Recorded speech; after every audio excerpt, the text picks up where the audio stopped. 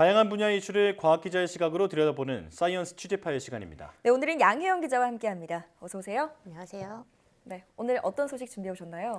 네, 지난 2년 동안 코로나19 바이러스가 우리 삶을 정말 많은 것을 바꿨어요. 예. 네. 뭐 사회적 거리두기가 장기화되면서 대면 접촉도 줄어들다 보니 이 많은 사람들이 우울감을 느끼는 일도 늘었는데요. 예. 이른바 코로나 블루라고 불리는 이 코로나 우울에 대해서 오늘 이야기 나눠보겠습니다. 네.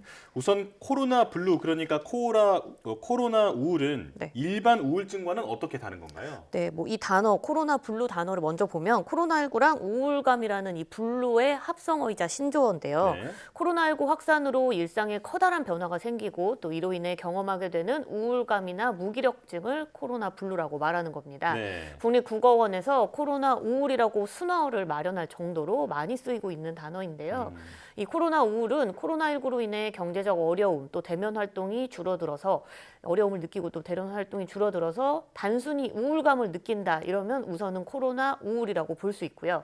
여기서 우울증으로 넘어간다는 건 장기간 우울감을 경험하고 이로 인해서 의욕 저하 또 불안감 등으로 인해서 일상생활에 문제가 생긴다 이러면 이제 우울증이라는 질환으로 넘어간다고 생각하시면 됩니다. 네. 자, 그렇다면 실제로 지금 코로나19로 인해서 국민들의 정신 건강에 정말로 그 안 좋은 영향을 끼쳤을까요? 네, 그렇습니다. 이 보건복지부가 코로나19로 인해서 우리 국민의 정신건강이 어떻게 됐는지를 파악하기 위해서 지난해 19살부터 71살 성인 2천여 명을 대상으로 분기별로 설문조사를 했습니다. 네. 그 결과 지난 12월 조사에서 우리 국민의 우울 위험군은 비율이 18.9%로 나왔습니다. 지난해 3월 우울 위험군 비율은 22.8%였으니까 이거보다는 다소 줄어든 수치인데요. 그래도 국민 5명 중 1명꼴로 우울 위험군에 있다 이렇게 볼 수 있습니다. 네. 그런데 이 2020년 3월 그러니까 코로나19 초기와 비교를 해보면 지난해 12월 극단적 선택에 대한 생각을 하는 비율이 40% 정도 늘어나는 등 코로나19 발생 초기에 비해 국민의 정신 건강이 나빠졌다. 이거는 확실하다고 볼 수 있는 건데요. 네. 연령별로 좀 살펴보면 30대 남녀가 정신건강 상태가 가장 위험한 것으로 나타났습니다. 지난해 12월 30대의 우울 수치가 6.4점이었는데 수치가 가장 적은 연령대인 60대 이상이 4.2점이었으니까 이보다 한 1.5배 정도 높았던 거고요. 네. 또 우울 위험군 비율도 27.8%로 60대의 2배에 달했습니다. 네. 특히 30대 여성의 우울 수치는 7점이었고 우울 위험군도 33%로 모든 연령과 성별에서 모두 가장 높은 게 이제 30대 여성이었고요. 예. 또 살펴보면 30대 남성은 극단적인 생각을 하는 비율이 22.4%로 가장 높게 나타났습니다. 근데 여기서 문제가 가장 위험한 정신건강 상태를 갖고 있는 30대가 마음 기댈 곳도 없다고 생각하고 있다는 건데요. 예. 심리적 어려움에 대처할 수 있도록 도움을 청할 수 있는 사람, 그러니까 이른바 심리적 지지 제공자에 대한 조사를 해봤더니 도움이 되는 사람이 주변에 없다고 답한 30대 비율이 13.6%로 전체 연령대 중에 가장 많았다고 합니다. 네. 자, 그래서 이제 코로나 블루를 넘어서 더 심한 수준인 코로나 레드, 코로나 블랙이라는 그 단어도 나타나는 것 같은데요. 자, 그런데 코로나19로 국민의 우울감이 커졌다는 게 그 포털 검색어에서도 드러난다면서요? 네, 맞습니다. 고려대 의대 예방의학교실 천병철 교수님 팀에서 연구한 결과인데요. 연구팀은 지난 2016년 1월부터 2020년 12월까지 네이버 검색어를 분석을 해봤습니다. 네. 미국 정신의학협회에서 정한 우울증 진단 표준에 쓰이는 주요 단어 16개를 기준으로 네이버 트렌드의 상대 검색량을 비교한 겁니다. 이때 이 상대 검색량이라는 거는 특정 기간 최대 검색량을 100이라는 수치로 봤을 때 각 단어의 상대적인 검색량을 뜻하는 건데요. 예. 연구팀이 분석한 단어가 우울감, 식욕 저하, 또 식욕 감소, 그리고 또 불면증, 무기력함, 죄책감, 집중력 저하, 죽고 싶다 등등 이 16개로 분류가 됐습니다. 이 16개의 검색어를 분석해 보니 코로나19 유행 기간 동안 우울증과 관련된 검색량이 실제로 늘어난 것으로 파악이 된 건데요.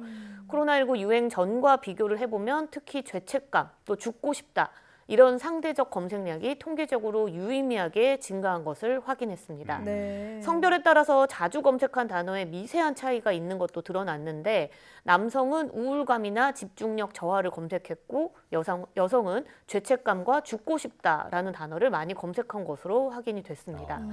또한 이 사회적 거리두기 조치가 강해질수록 우울감, 죄책감, 집중력 저하 등의 상대 검색량이 높아졌고요. 또 코로나19 유행 초기에는 불면증이라는 단어가 굉장히 검색량이 높았다가 유행이 점점 유지가 되고 장기화되면서 줄어들었는데 반대로 죽고 싶다라는 검색어는 지금 코로나19 유행이 장기화가 될수록 오히려 증가하고 있는 것으로도 확인됐습니다. 네.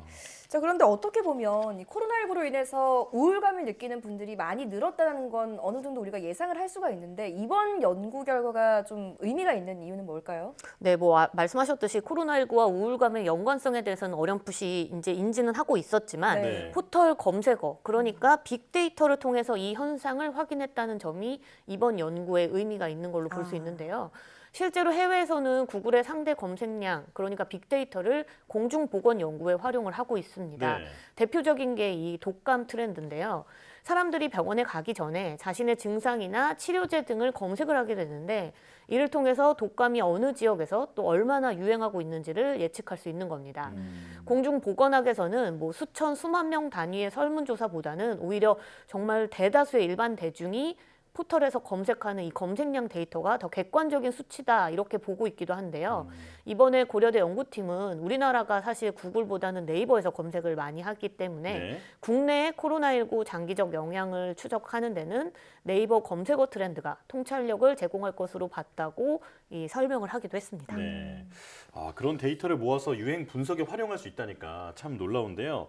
자, 지금 오늘 코로나19로 우리 사회가 마음에 병이 들고 있다라는 얘기를 하고 있는데 신체 건강뿐 아니라 정신 건강도 중요하다 이런 생각이 드네요. 네, 그렇습니다. 이 근본적인 해결이야 코로나19가 종식이 되어야겠지만 당장은 각자가 우울한 감정을 슬기롭게 극복해야 합니다. 네. 뻔한 이야기라고 들리시겠지만 규칙적인 수면 시간을 유지하는 것, 또 산책이나 스트레칭 등으로 간단한 신체 활동을 꾸준히 이어가는 게 중요하고요. 네. 또 직접 만나지 못한다면 가족이나 지인들과 비대면으로 소통의 시간과 횟수를 늘려가는 것 또한 중요합니다.